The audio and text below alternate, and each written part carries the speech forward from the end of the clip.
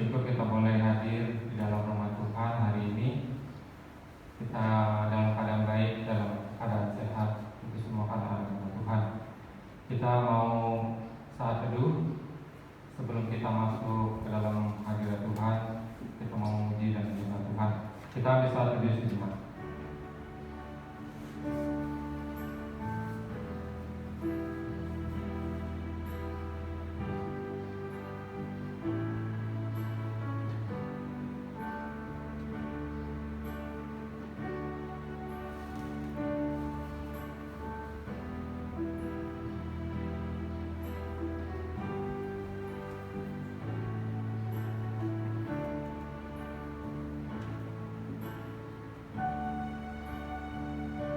Sungguh, aku berkata kepada Tuhan, Engkaulah Tuhanku. Tidak ada yang baik bagiku selain Engkau. Aku memuji Tuhan yang telah memberi nasihat kepadaku. Sungguh kemuliaan Tuhan di tempat yang maha tinggi. Dialah Tuhan kita, Dialah Raja kita. Mari puji sembah Dia.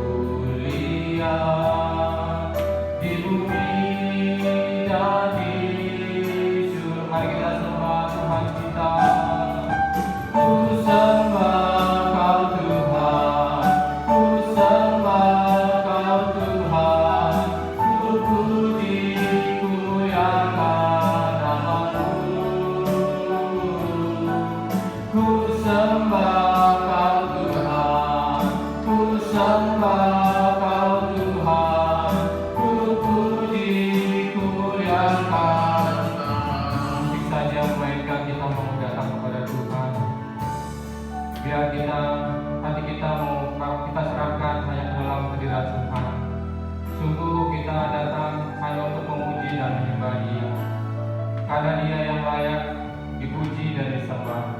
Karena Dialah Tuhan dan Raja kita. Mari kita datang memuji dan menyembah-Nya dengan sikap hati yang menyembah.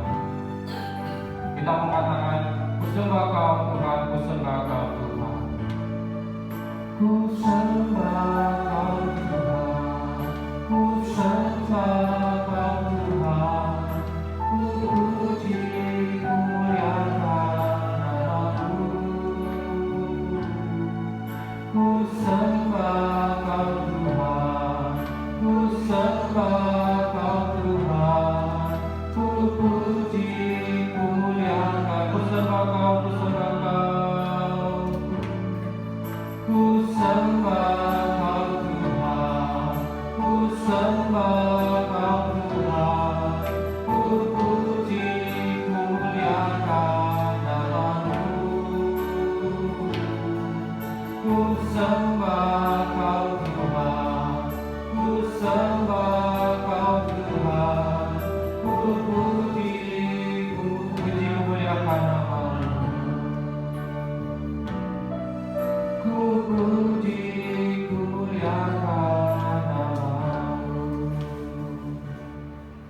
Bapa dalam surga, Engkaulah Tuhan dan Raja kami.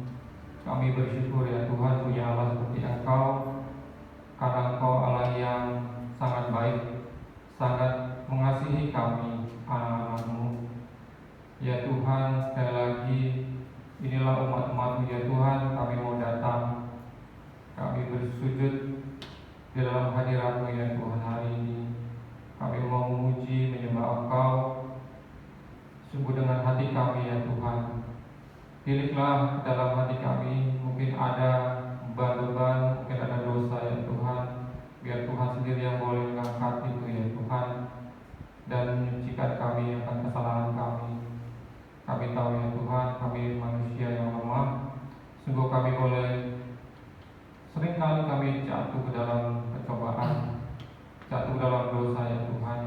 Sekali lagi kami mohon pengampunan-Mu ya Tuhan.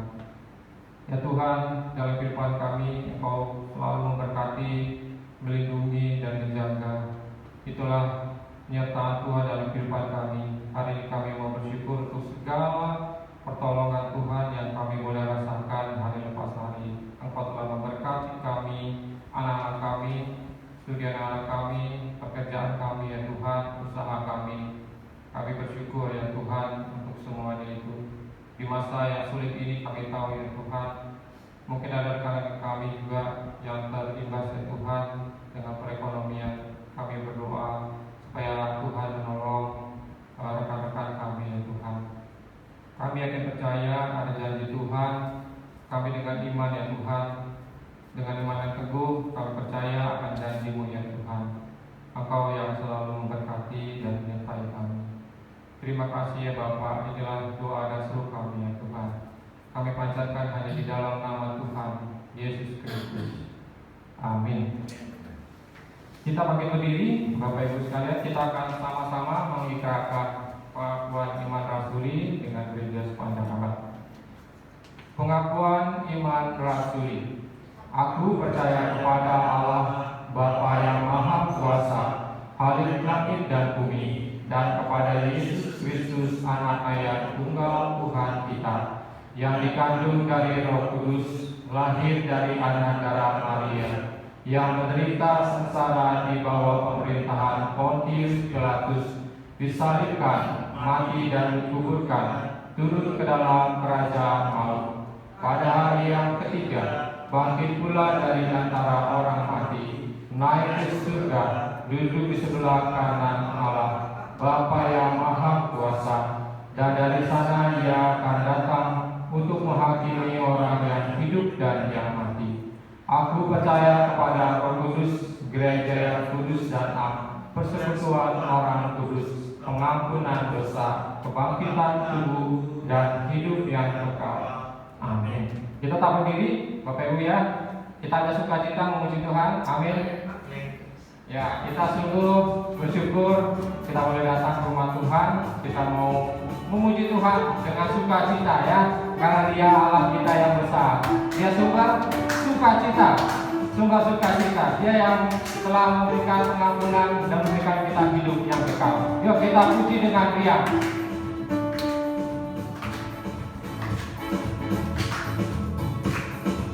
Kami puji dengan riang, Engkau Allah yang besar, bagai bunga terima siang hati kami. Kami puji dengan riang.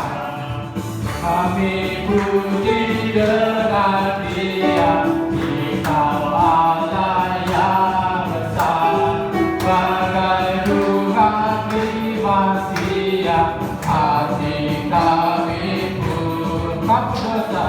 Kamu dosa dan derita, kebimbangan telah lenyap, sumber suka yang abadi, visi dan menyerang. Memberi kau mengampuni, kau limpahkan rahmat-Mu, sumber air hidup riang lautan kasih. Kau memberi, kau mengampuni, kau memberi, kau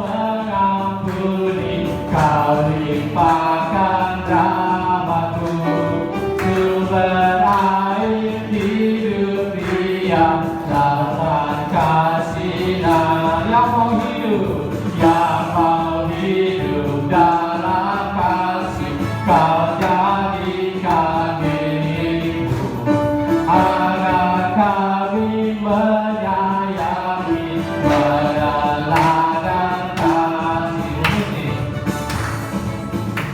Ya, kita sungguh boleh datang kepada Tuhan, kita memuji dengan Dia karena Tuhan sendiri yang sudah memberikan kita sukacita dalam hati kita ya. Semua dosa, derita sudah Tuhan angkat. Kita boleh nyanyi buat Tuhan ya. Kita naikkan pujian ini sekali lagi dari depan. Kami puji dengan Dia, Dikau Allah yang besar.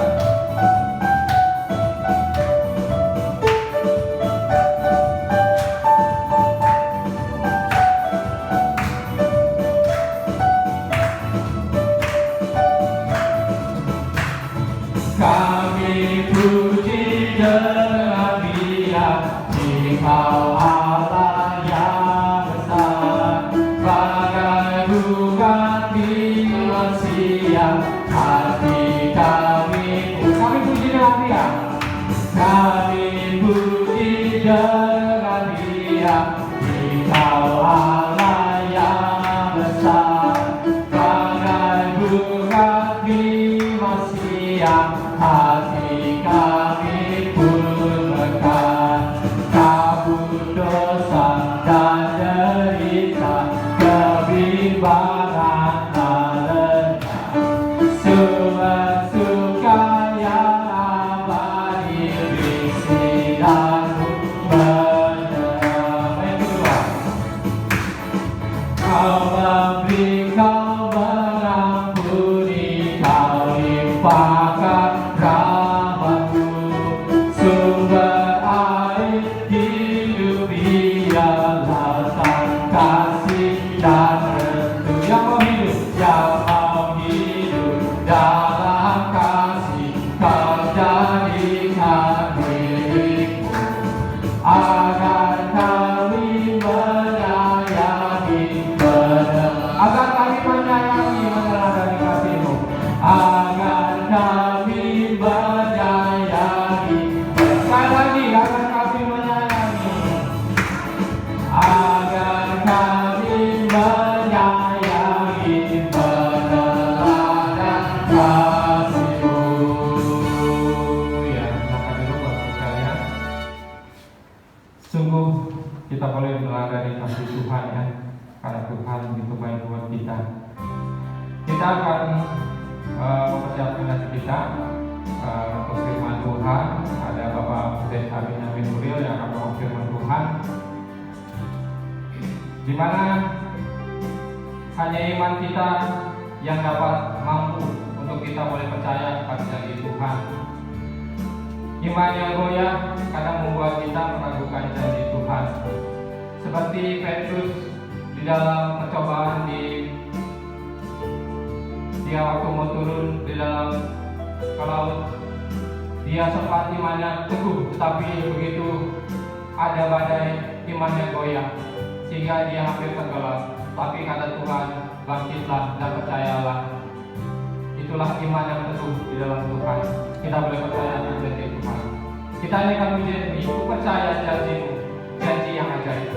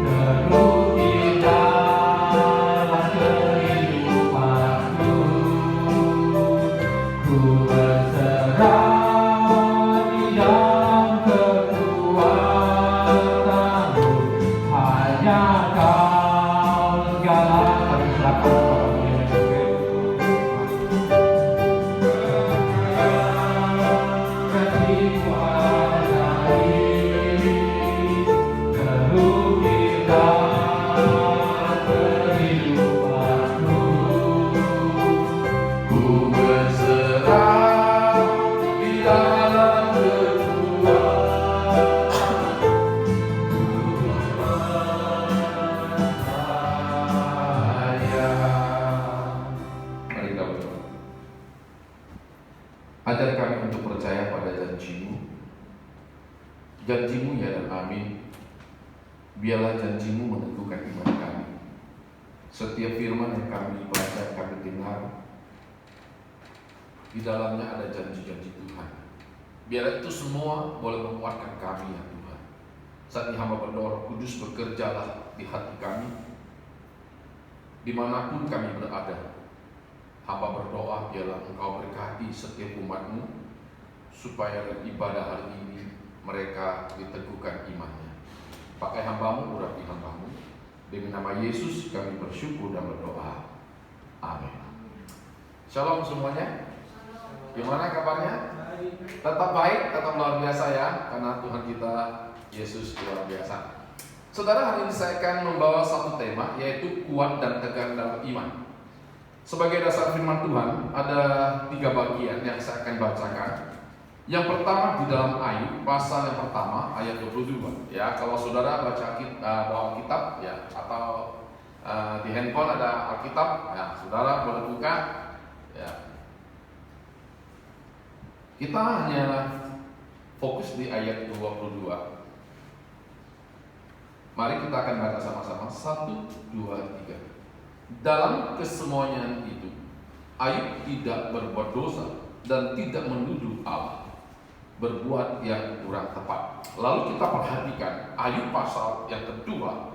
Kita akan memperhatikan di ayatnya yang ke-10 atau mulai di 9 ya, 9 dan 10 kita akan baca sama-sama ya. Ayub pasal yang kedua ayat 9 dan 10. Oke, kita baca sama-sama. 1, 2, 3.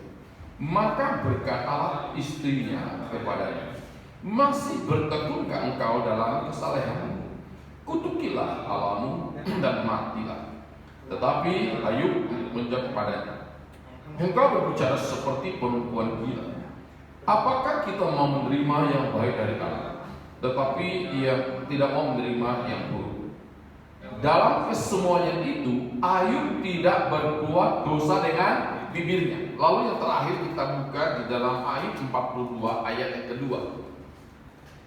Ayub pasal yang kedua ayat 42. Kita akan baca sama-sama.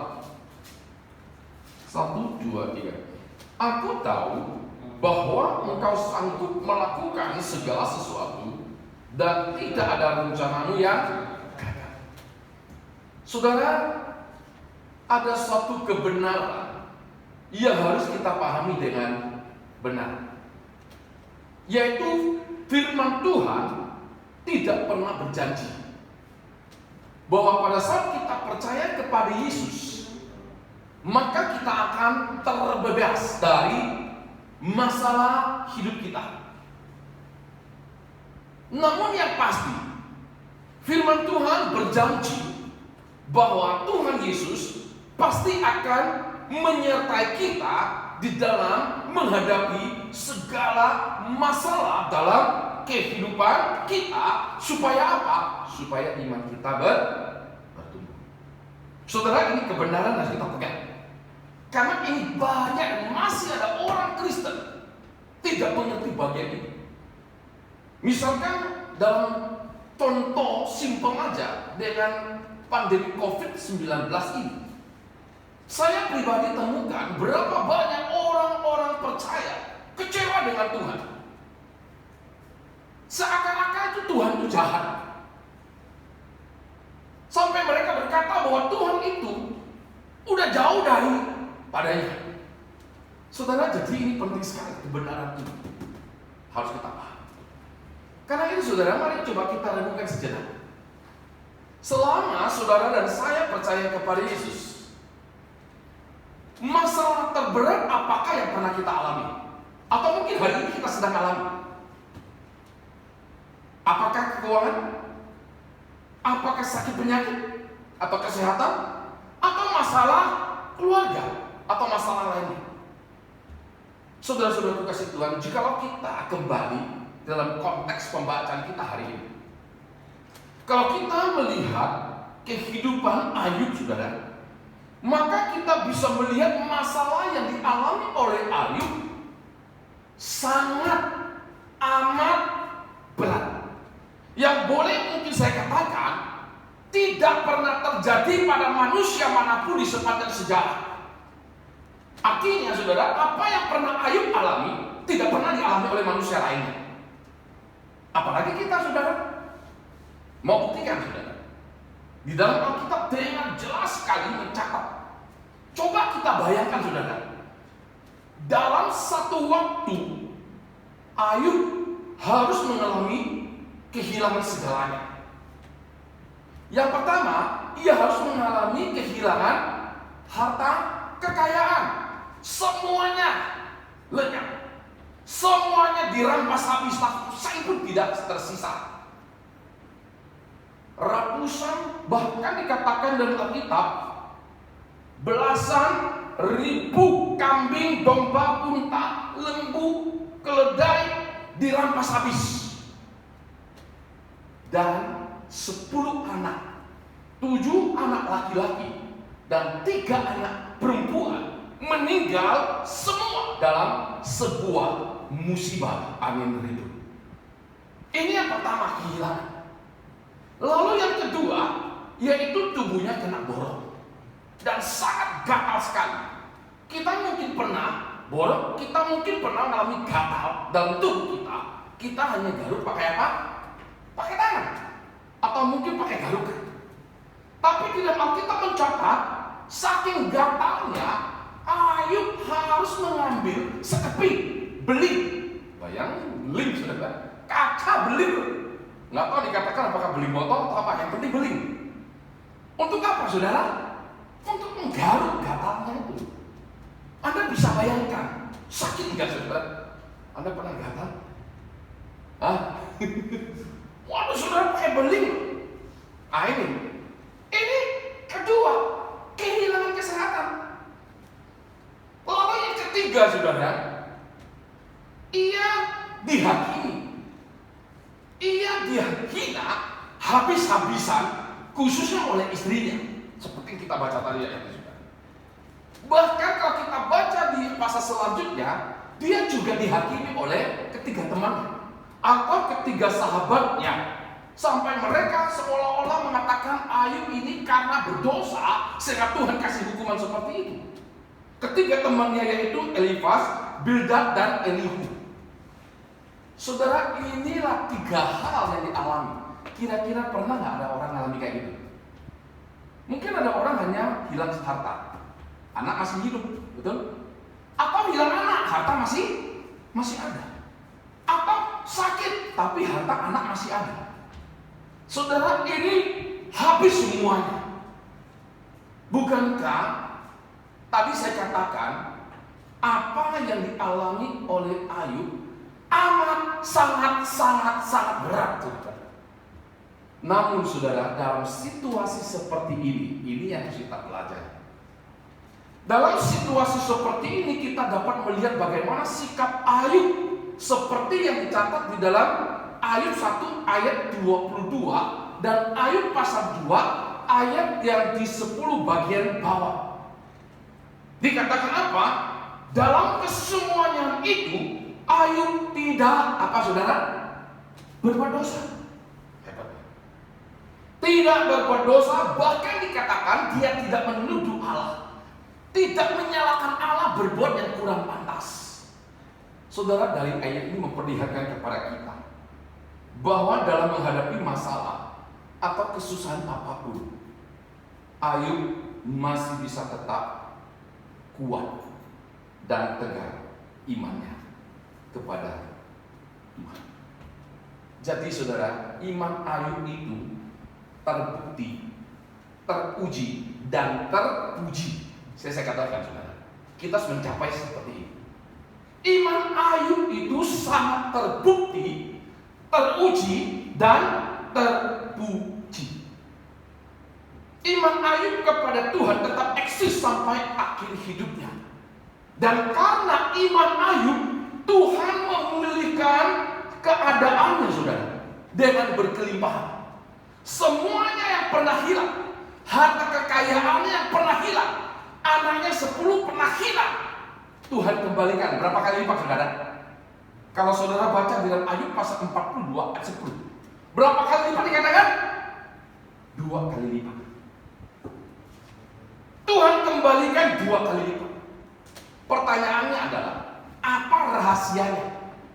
Apa rahasianya sehingga Ayub bisa tetap kuat dan tegar imannya di dalam menghadapi segala masalah hidupnya yang sangat amat berat dan happy ending? Ini yang kita pelajari. Saudara, berdasarkan firman yang kita baca tadi, sedikitnya kita bisa belajar ada 2 rahasia yang ada pada Ayub, yang bisa kita pelajari dari teladan Ayub. Kalau ini kita pegang, mau pandemi COVID-19, mau 20, mau 21, saudara, tidak akan pernah mengkandaskan iman kita, tidak pernah melunturkan iman kita, saudara. Kalau kita tetap berpegang pada 2 rahasia. Itulah yang dilakukan, yang dipegang, yang dimiliki oleh Ayub, sehingga imannya tetap kuat dan tegar kepada Tuhan. Rahasia pertama, saudara, ada di ayat 4, di pasal 42 ayat 2, saudara. Mari coba kita lihat lagi. Kita baca sama-sama saat ini. Ini rahasia pertama. Bagaimana Ayub itu tetap bisa kuat dan tegar imannya kepada Tuhan. Ini rahasianya. 42 ayat 2 kita baca sama-sama. 1, 2, 3. Aku tahu bahwa engkau sanggup melakukan segala sesuatu dan tidak ada rencanamu yang gagal. Saudara, dari ayat ini mengajarkan rahasia pertama, yakni masalah atau pergumulan seberat apapun, Ayub tetap percaya adalah pada pertolongan dan berkat Tuhan yang tidak pernah gagal. Sekali saya katakan, saudara, Ayub tetap percaya pada pertolongan dan berkat Tuhan yang tidak pernah gagal atas hidupnya. Ini rahasia pertama. Ini harus kita pegang kuat-kuat, saudara, bahwa rencana Tuhan dalam kehidupan kita sebagai orang percaya tidak akan pernah gagal. Mungkin sekarang kita merasakan gagal, mungkin sekarang orang menilai kita gagal, tapi percaya di dalam Tuhan tidak ada gagal. Aman, saudara? Saudaraku kasih Tuhan, Ayub tahu dan sadar bahwa tidak ada rencana Tuhan yang gagal atas hidupnya. Sekalipun saudara dalam kacamata manusia, khususnya dari 3 temannya dan dari istrinya, saudara, mereka melihat Ayub ini gagal total, tidak ada harapan lagi. Istrinya sudah melihat keadaan saat itu. Ketika temannya melihat keadaan saat itu, Ayub ini sudah tidak ada harapan.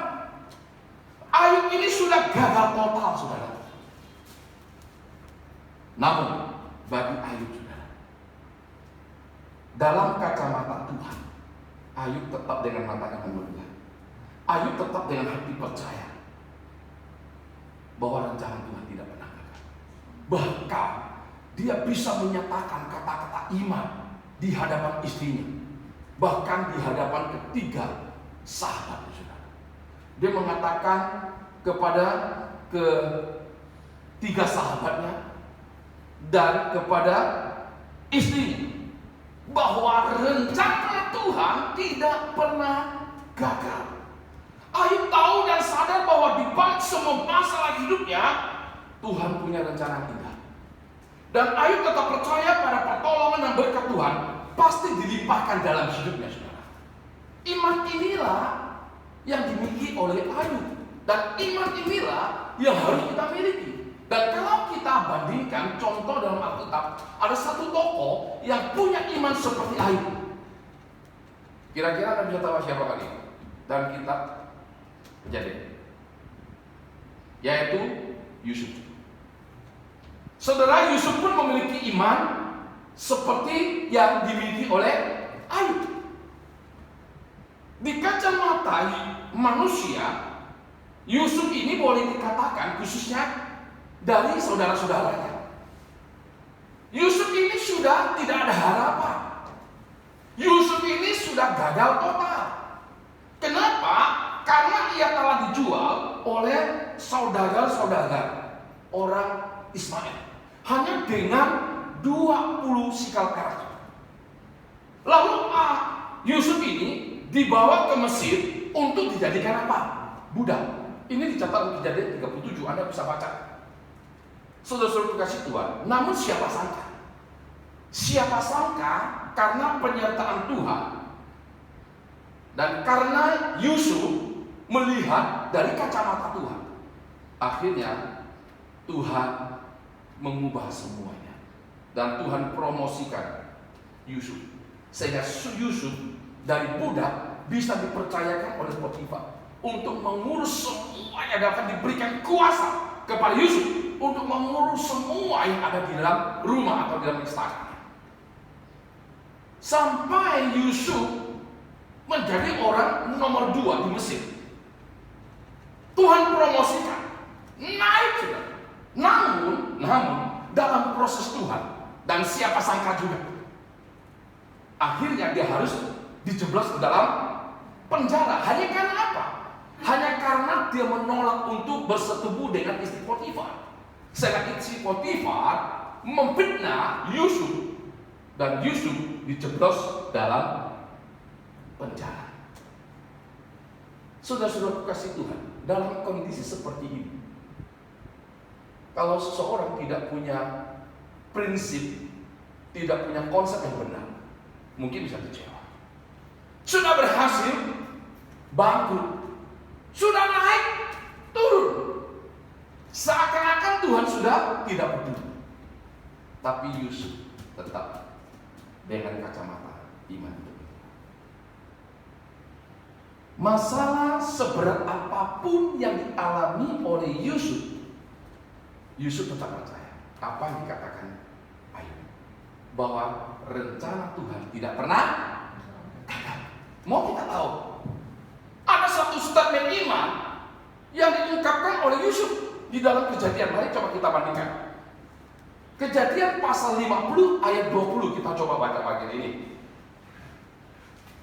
Kejadian pasal yang ke-50 ayat yang ke-20. Mari kita baca sama-sama. Kejadian pasal 50 ayat 20. 1, 2, 3. Memang kamu telah mereka-rekakan yang jahat terhadap aku, tetapi Allah telah mereka-rekanya untuk kebaikan, dengan maksud melakukan seperti yang terjadi sekarang ini, yakni memelihara hidup suatu bangsa yang besar. Statement ini saudara, akhirnya Tuhan memulihkan dan memberkati keadaan Yusuf, sama halnya dengan Ayub. Cuma hanya dalam kasus yang berbeda. Intinya mereka juga happy ending. Ayub happy ending, Yusuf happy ending. Kenapa? Karena mereka punya pegangan, karena mereka punya konsep yang benar bahwa rencana Tuhan tidak pernah gagal. Saudara, ini harus kita pegang. Saudara, mari coba kita renungkan bagaimana yang perjalanan iman kita selama ini. Seperti tadi saya tanya saudara, masalah apa yang terberat yang sedang kita alami saat ini? Apakah karena COVID-19 ini saudara, sehingga membuat pekerjaan kita harus terhenti sekian bulan? Saya tidak tahu Anda terhenti berapa lama. COVID sudah masuk bulan ke hampir ke 8, ke 7 atau ke 8? Ke 8. Pemasukan begitu minim, tidak bisa menutupi, dan uang simpanan itu harus terkuras. Ada satu ibu, ada satu bos sampai dia mengatakan depositonya harus dicairkan. Seakan-akan uang itu sudah mulai kering, sudah mulai terkuras habis sudah. Ini masalah nggak? Masalah. Kebutuhan keluarga, kebutuhan karyawan, kebutuhan semuanya.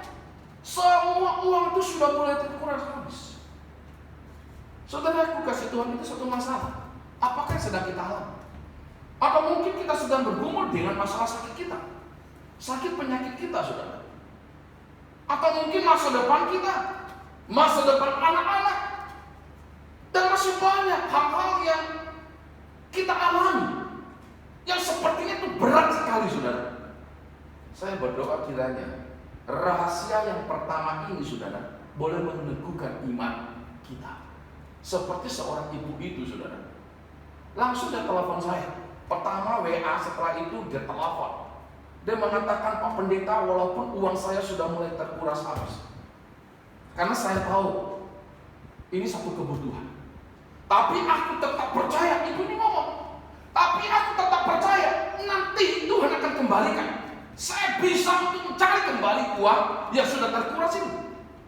Dengan kata lain, tidak langsung ibu ini mengatakan bahwa rencana Tuhan tidak gagal. Jangan karena uang habis, pekerjaan terhenti, uang gagal. Tidak. Semuanya dalam rencana Tuhan. Yang penting kita tetap percaya, seperti lagu tadi. Kita tetap percaya pada janji Tuhan ini bahwa rencana Tuhan tidak pernah gagal. Sekalipun mungkin ada orang lain, teman kita, bahkan mungkin anggota keluarga kita, saudara, menilai kita seakan-akan ini gagal, saudara. Tapi percayalah kepada janji firman Tuhan. Jangan mendengar perkataan orang, mari kita mendengar perkataan Tuhan. Kita tetap percaya pertolongan dan berkat Tuhan melalui masalah hidup kita. Kita tetap percaya Tuhan akan membuat segala sesuatu di dalam kehidupan kita indah pada waktunya. Anda percaya? Yusuf punya konsep seperti ini. Ayub punya konsep seperti ini. Dan kita semua hari ini pun harus punya konsep seperti itu. Bahwa Tuhan akan membuat segala sesuatu indah pada waktunya. Yang penting kita tetap percaya. Saudara, ini rahasia pertama.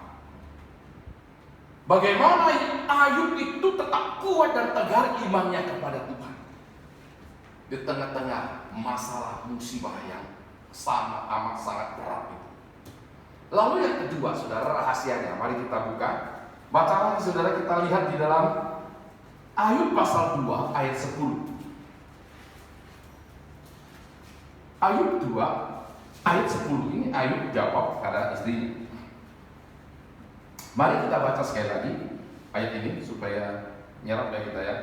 1, 2, 3. Tetapi jawab Ayub kepadanya, engkau berbicara seperti perempuan gila. Apakah kita mau menerima yang baik dari Allah, tetapi tidak mau menerima yang buruk? Sampai di sini ya.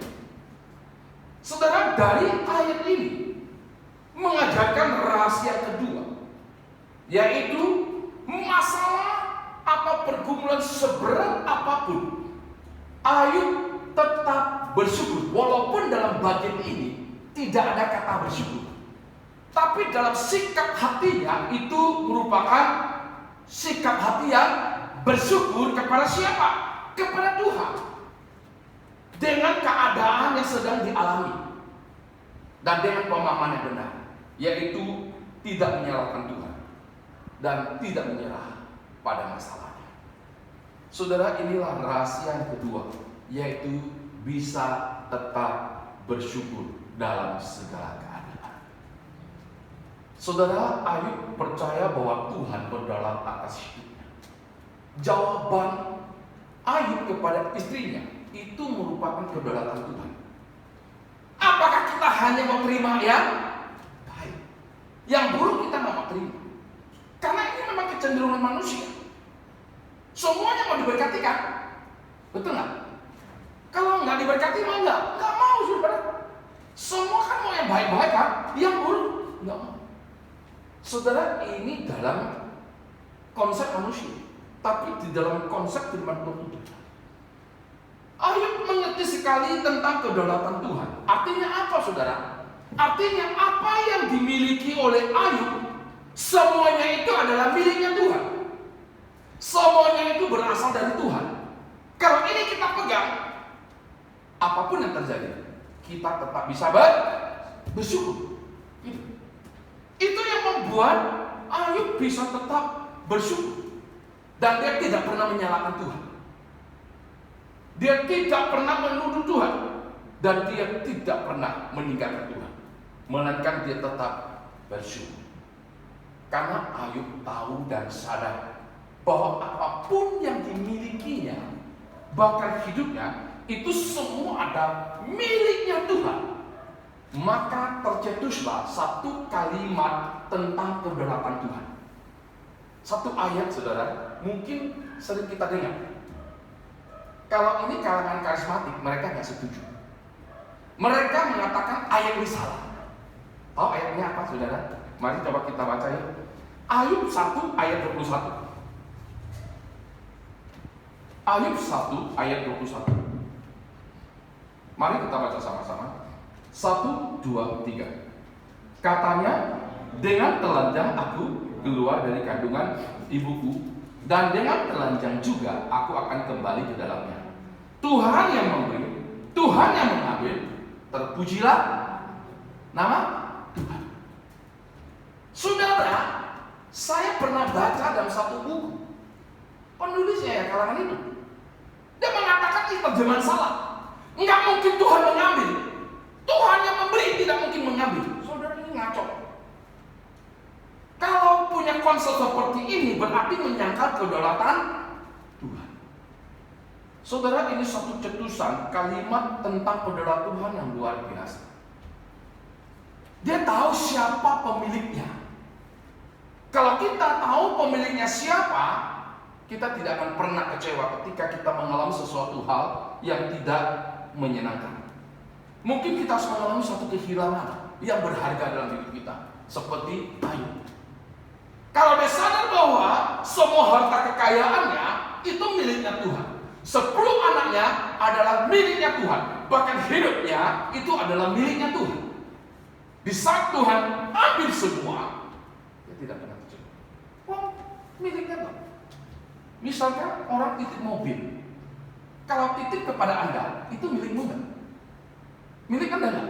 Enggak. Kalau dia ambil, lu marah nggak? Marah, kecuali nggak bayar uang sewa gitu loh. Tapi itu tetap miliknya orang itu dong. Teman mungkin titip gitu loh. Jadi kita nggak bisa apa-apa. Nggak bisa ngotot dititip 1 bulan. Ketika dia ambil, enggak, ini punya saya. Nggak bisa, saudara. Jadi konsep ini kita pegang, saudara. Sehingga iman kita bisa tetap tegar dan kuat, dan kita sadar kalau kita boleh percaya Yesus dan kita boleh diselamatkan oleh Yesus, itu sudah terlampau amat besar harganya. Itu satu kebahagiaan buat kita, saudara. Kalau Tuhan mau ngambil nyawa, atau mungkin COVID, saudara, kadang-kadang saudara ada ya rekan hamba Tuhan pun takut mati, saudara. Saya sedih. Ada seorang jemaat telepon saya. Padahal ya bukan jemaat yang saya gembalakan. Saya tinggalnya di Budi Indah. Ya saya pas masuk Tangerang, saudara, karena perbatasan. Saya pusing juga kalau Jakarta sama Tangerang pisah, saudara. Saya terbelah 2. Kompleks saya itu 2, kan di Budi Indah. Yang bersangkutan ini suaminya udah sakit berat. Ada di RSCM di Gatot Subroto itu, di daerah itu, ya di Senen. Minta saya datang untuk mendoakan, saya datang. Ketika saya datang, saudara, sang istrinya nangis. Saya bingung, kok saya datang dia nangis. Saya nggak datang dia nangis. Apaan gitu kan? Tahu-tahu dia ngomong sama suami. Sambil dalam keadaan menangis dan mengatakan bahwa Pak Pendeta ini jauh-jauh mau datang untuk mendoakan suami. Sedangkan hamba Tuhan di gerejanya itu tidak seorang pun yang datang. Alasannya apa? COVID. Sorry bu, saya nggak bisa datang. COVID, takut mati, nggak keluar rumah. Saudara, tentunya kita harus bijaksana kan, betul nggak? Protokol kesehatan kita lakukan. Saya sampai bungkus semua, saudara. Kita datang. Kalaupun mau kena, mau apa, saudara? Betul nggak? Itu dalam kedaulatan Tuhan. Ini apalagi kita hamba Tuhan. Memang kita istilahnya kalau jalannya jalan itu. Saya kesel loh. Akhirnya setelah saya doa pulang, seminggu kemudian meninggal. Meninggalkan bawa ke rumah sakit Jelambar. Tahu nggak, hamba Tuhan ini nggak datang. 2 malam nggak datang. Saya datang. Baru naik tutup peti sama kremasi atau kubur, saudara. Baru datang hamba Tuhan. Selama taruh di ini tidak memang ya oke lah, saya bisa maklumi lah kalau nggak ada upacara penghiburan. Oke, saya bisa maklumi. Tapi tak seorang pun hamba Tuhan datang memberikan penghiburan. Gila nggak, saudara? Karena mereka takut mati, takut kena COVID. Saudara-saudaraku kasih Tuhan, tentunya kita tidak boleh mencobai Tuhan. Wah, Tuhan berdalam, semua kita buka. Mana? Itu kumpulan-kumpulan orang kena COVID itu. Saya datang, saya doakan. Itu kan cari mati, saudara. Tetap dalam hikmat Tuhan.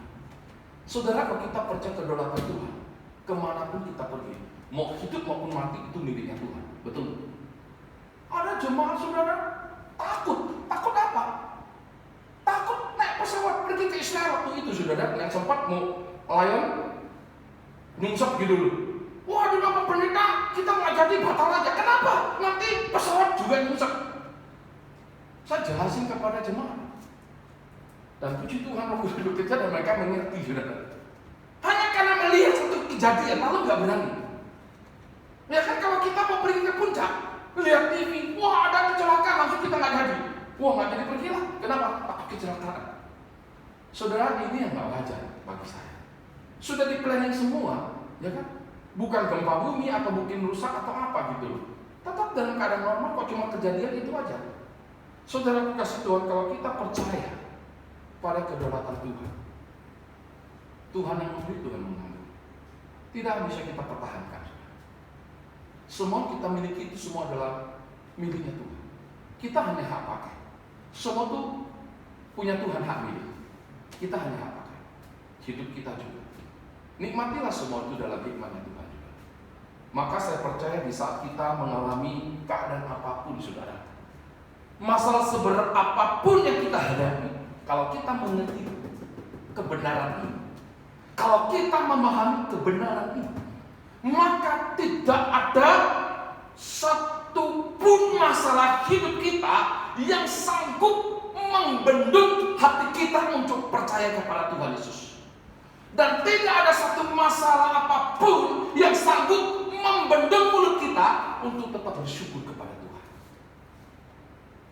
Sekalipun dalam keadaan yang tidak baik, tapi Tuhan Yesus tetap baik. Ini konsep yang kita pakai. Inilah dimiliki oleh Allah.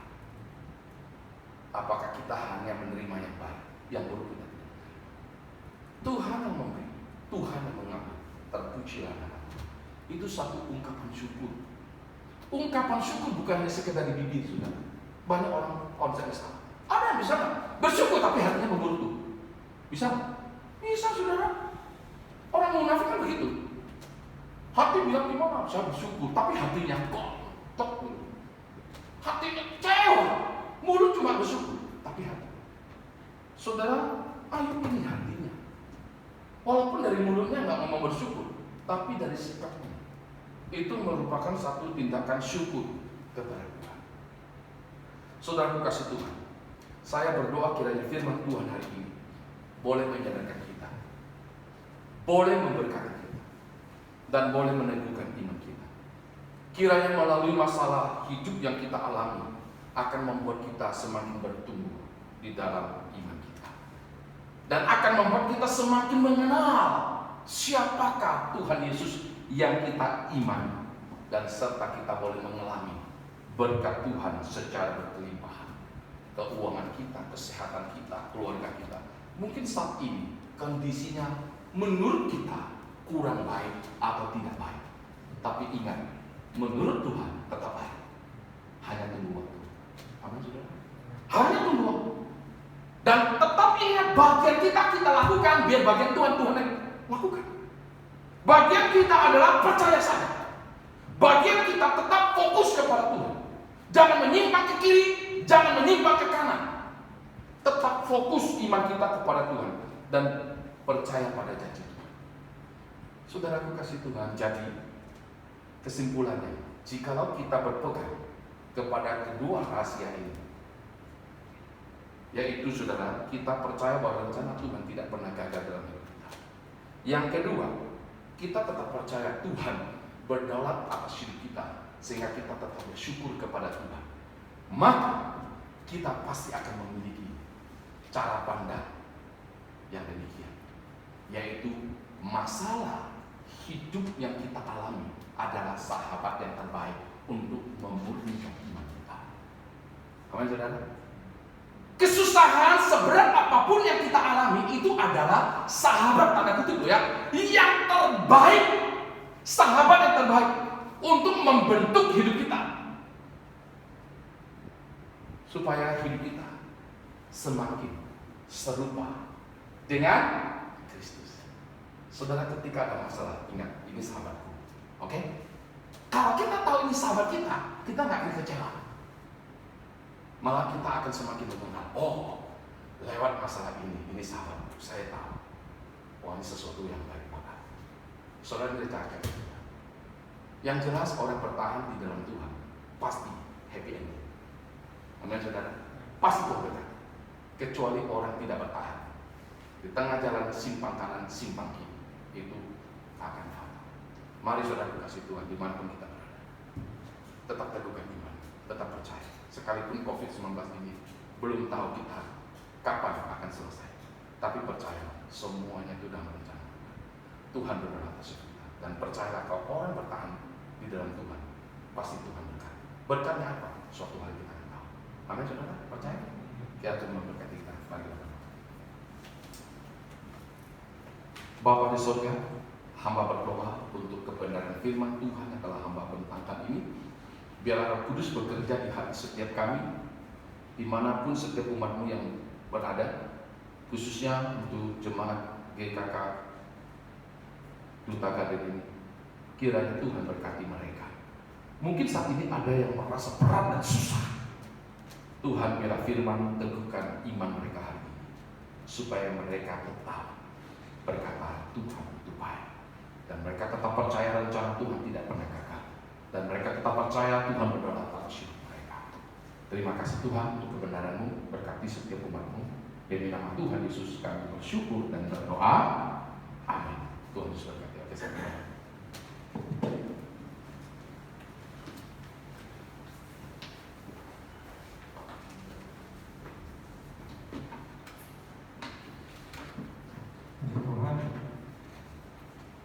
Kiranya firman Tuhan boleh menguatkan kita, di mana kita boleh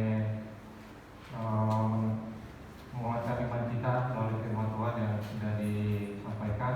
Kita mau meresponi firman Tuhan. Biarlah sungguh hanya Tuhanlah kekuatan kita. Biarlah tempat perlindungan kita. Walaupun badai menerpa, kita tidak akan pernah goyah.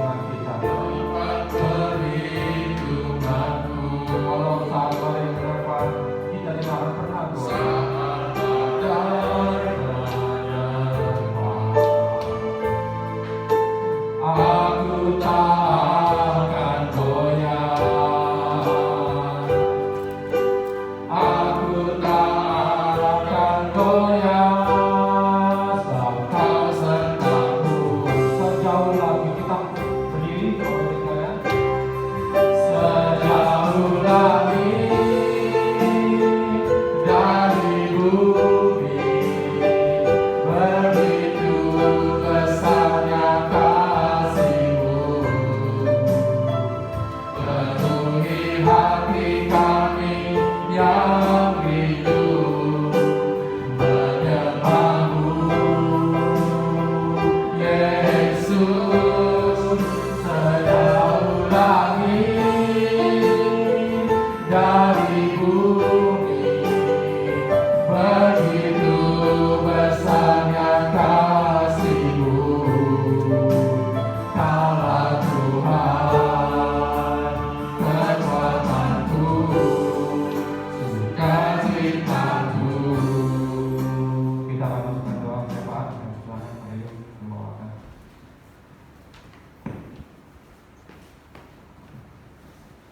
Mari saudara sekalian kita tutup kepala, kita masuk dalam doa. Bapa surgawi, kami menaikkan puji syukur kepadamu ya Tuhan. Pagi hari ini kami mau datang menyerahkan Tuhan setiap diri kami. Biarlah firman Tuhan boleh sekali lagi meneguhkan kami Tuhan. Untuk kami boleh tetap percaya kepadamu Tuhan, di dalam keadaan apapun Tuhan, di dalam kehidupan kami ya Tuhan. Karena rencana-Mu Tuhan tidak pernah gagal di dalam kehidupan setiap anak-anak-Mu. Kami menyerahkan Tuhan untuk bangsa negara kami menyerahkan akan gereja kami menyerahkan keluarga kami masing-masing ya Tuhan. Kiranya Tuhan senantiasa menolong kami, mengingatkan kepada kami, untuk kami juga boleh selalu berserah kepadamu ya Tuhan, mencari pertolongan daripadamu. Tuhan, ajar kami untuk juga selalu bersyukur kepadamu Tuhan, di dalam segala perkara, di dalam kehidupan kami. Kami bawa Tuhan persembahan kami sebagai apa yang sudah Tuhan berkati atas kami semua di dalam kehidupan kami. Tuhan, kiranya Engkau menerima persembahan kami yang sedikit ini Tuhan, untuk boleh menjadi kemuliaan dan pelayanan pekerjaan Tuhan. Kiranya Tuhan memberkati setiap kami Tuhan, yang boleh membawa syukur kami Tuhan di dalam persembahan kami kepada Tuhan. Terima kasih Bapa, dengan doa seru kami di dalam nama Tuhan Yesus Kristus kami berdoa. Amin. Kita mengakhiri ibadah kita, mari kita menaikkan pujian doksologi.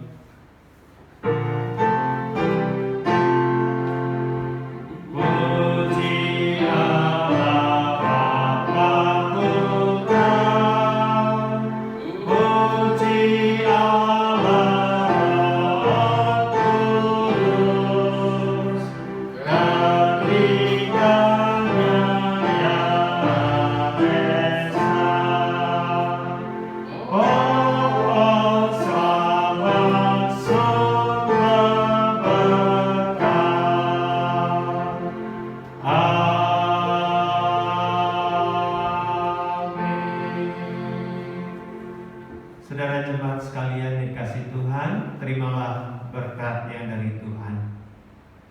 Kiranya anugerah dari Allah Bapa dan damai sejahtera daripada Tuhan Yesus Kristus dan persekutuan Roh Kudus kiranya menyertai, memberkati, melindungi, memelihara iman saudara sekalian mulai dari saat ini sampai selama-lamanya.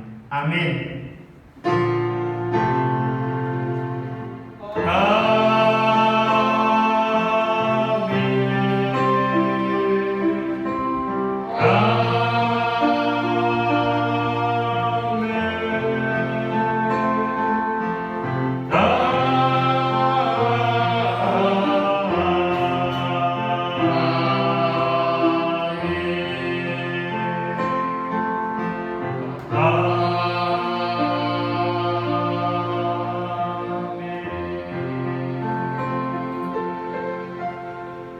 jemaat silakan duduk kembali. Doa teduh ibadah selesai. Tuhan memberkati saudara sekalian.